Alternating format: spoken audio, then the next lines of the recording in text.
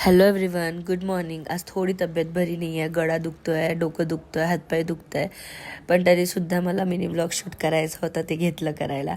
आज आम्ही सगळ्यात आधी मॉर्निंगला चहा बिस्किट घेतलं, कारण नाश्ता बनवायला मला थोडा वेळ लागणार होता किंवा शायद आज नाश्ता आम्ही स्किपच करणार होतो. कालच्या दिवशी आम्ही भरपूर सारे छान छान झाडं घेऊन आले होतो आणि तेच आज आम्हाला सगळं छान अरेंज करून ठेवायचं होतं.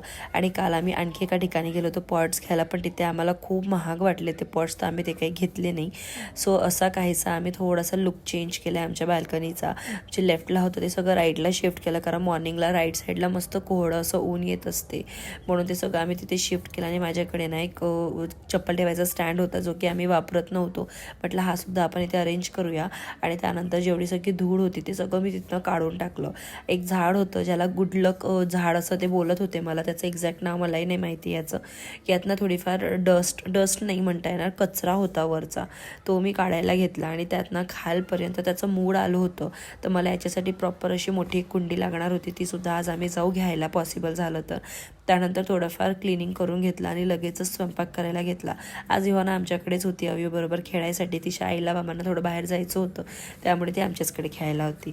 इव्हिनिंगच्या वेळेस अव्यूचं पाणी खेळायचं असं मस्ती चालली होती. आजकाल इतके मस्त मस्त एक्सप्रेशन्स द्यायला लागले माझं बाळ.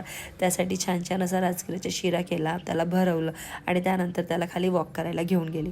आजकाल आम्ही वॉक नाही करत, आम्ही सायकलिंग करतो. त्यानंतर मी आणि प्रीतम घराबाहेर पडलो होतो पॉट्स घ्यायसाठी, पण रस्त्यात एवढी गर्दी लागली की काय सांगू. चला भेटूया, बाय.